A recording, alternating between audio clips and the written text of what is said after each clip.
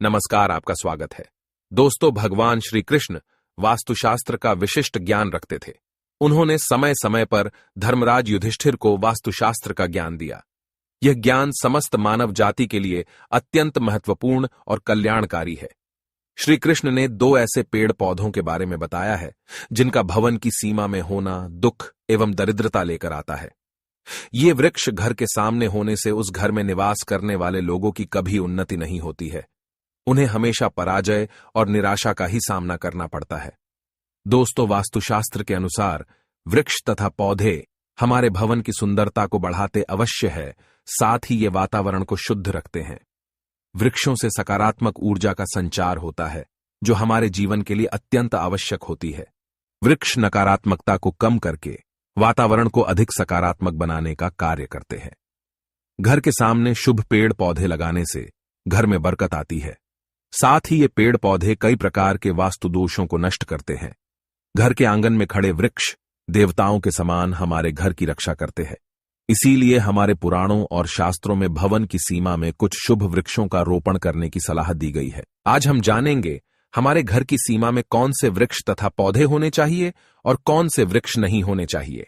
जैसे कुछ वृक्षों को शास्त्रों में शुभ बताया गया है, उसी प्रकार से वास्तुशास्त्र में अशुभ वृक्षों तथा पौधों का वर्णन मिलता है। इन वृक्षों का घर की सीमा में होना अशुभ और अमंगलकारी होता है। ये वृक्ष घर के सामने होने से दुख तथा दरिद्रता का ही सामना करना पड़ता है। इन वृक्षों के सानिध्य में रहने पर धन का नाश होता है, शत्रुओं में वृद्धि होती है, मनुष्य अपना मान सम्मान तक खो देता है। इसीलिए यदि आपने भी जाने अनजाने में अपने घर के आंगन में अथवा घर के अंदर ऐसे वृक्ष तथा पौधे लगाए हैं, तो बिना देरी किए उन्हें तुरंत हटा देना चाहिए। तो चलिए जान लेते हैं मनुष्य को कौन से पेड़ लगाने चाहिए और कौन से नहीं। सबसे पहला है पीपल का पेड़।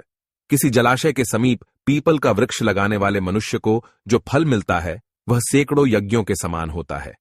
जब पीपल के पत्ते उस जलाशय में गिरते हैं तो वे पिंड के समान होकर पितरों को तृप्ति प्रदान करते हैं। इससे सभी प्रकार के पितृदोष समाप्त हो जाते हैं। श्री कृष्ण कहते हैं, जो मनुष्य नित्य स्नान करके पीपल को स्पर्श करता है वह सभी पापों से मुक्त होता है और कभी पराजित नहीं होता है। पीपल को स्पर्श करने से लक्ष्मी की प्राप्ति होती है और उसकी प्रदक्षिणा करने से आयु में वृद्धि होती है। पीपल की जड़ में श्री विष्णु, तने में शिव जी और अग्रभाग में ब्रह्मा जी स्थित रहते हैं। सोमवती अमावस्या के दिन पीपल को प्रणाम करने से जो फल मिलता है वह 1000 गाय के दान के बराबर होता है। इस संसार में पीपल के समान कोई वृक्ष नहीं है। साक्षात श्री हरि इस वृक्ष के रूप में पृथ्वी पर विराजमान है। पीपल के वृक्ष को चोट पहुंचाना अथवा उसकी टहनी तोड़ना महापाप माना गया है। ऐसा मनुष्य एक कल्प तक नरक में रहता है और जो पीपल को जड़ से काटता है उसका कभी नरक से उद्धार नहीं होता है। दूसरा है आंवले का वृक्ष। श्री कृष्ण कहते हैं, आंवले का फल समस्त लोकों में प्रसिद्ध और परम पवित्र है। आंवले को लगाने से स्त्री और पुरुष जन्म मृत्यु के बंधन से मुक्त हो जाते हैं। यह पवित्र फल भगवान विष्णु को अत्यंत प्रसन्न करने वाला एवं शुभ माना गया है। इसको खाने से सभी पापों से मुक्ति मिलती है। आंवला खाने से आयु बढ़ती है, उसका जल पीने से रोगों का नाश होता है और आंवले को जल में मिलाकर स्नान करने से दरिद्रता दूर हो जाती है और सभी प्रकार के ऐश्वर्य प्राप्त होते हैं। जिस घर में आंवला सदा मौजूद रहता है उस घर में कभी दैत्य और राक्षस नहीं आते हैं। एकादशी के दिन अगर आंवला मिल जाए तो संसार के सभी तीर्थों से बढ़कर फल प्राप्त होता है। अपने केश में आंवला लगाने वाला फिर से मृत्यु लोक पर जन्म नहीं लेता है। जिस घर के सामने आंवले का वृक्ष होता है वहां पर साक्षात लक्ष्मी नारायण निवास करते हैं। तीसरा है अशोक का वृक्ष। दोस्तों, पद्म पुराण के अनुसार अशोक के वृक्ष में अप्सराओं का निवास होता है। यह वृक्ष शोक का नाश करने वाला तथा निराश को समाप्त करने वाला होता है। इस वृक्ष को घर के पास लगाने से घर में सुख शांति बनी रहती है। अशोक का वृक्ष शीतलता और यौवन प्रदान करने वाला होता है। मां लक्ष्मी ने जब देवी सीता के रूप में अवतार लिया था तब रावण द्वारा अपहरण करने के बाद उनका वास अशोक वाटिका में था। अशोक के वृक्ष ने मां सीता की बहुत सेवा की थी। इसीलिए मां सीता ने अशोक वृक्ष को यह वरदान दिया था कि जिस भी स्थान पर यह वृक्ष होगा वहां पर उनका सदैव ही निवास होगा। चौथा है पाकड़ का वृक्ष। पद्म पुराण के अनुसार प्रत्येक मनुष्य को पाकड़ का वृक्ष अवश्य लगाना चाहिए। यह वृक्ष लगाने से जो फल मिलता है वह महायज्ञ के समान होता है। कलयुग में मनुष्य यज्ञ नहीं कर पाएंगे, इसीलिए उन्हें एक पाकड़ का वृक्ष अवश्य लगाना चाहिए। 5वां है नियम का वृक्ष। पद्म पुराण के अनुसार नियम का वृक्ष लगाने से सूर्य देव प्रसन्न होते हैं। नियम का वृक्ष आयु प्रदान करने वाला माना गया है। इसे घर के पास लगाने से नाना प्रकार के रोगों से छुटकारा मिलता है। मां लक्ष्मी को नीम के पत्ते अत्यंत प्रिय होते हैं, इसीलिए वह नीम के वृक्ष के पास निवास करती है। घर के सामने नीम के वृक्ष का रोपण करने से धन संपत्ति की प्राप्ति होती है। 6ठा है जामुन का वृक्ष।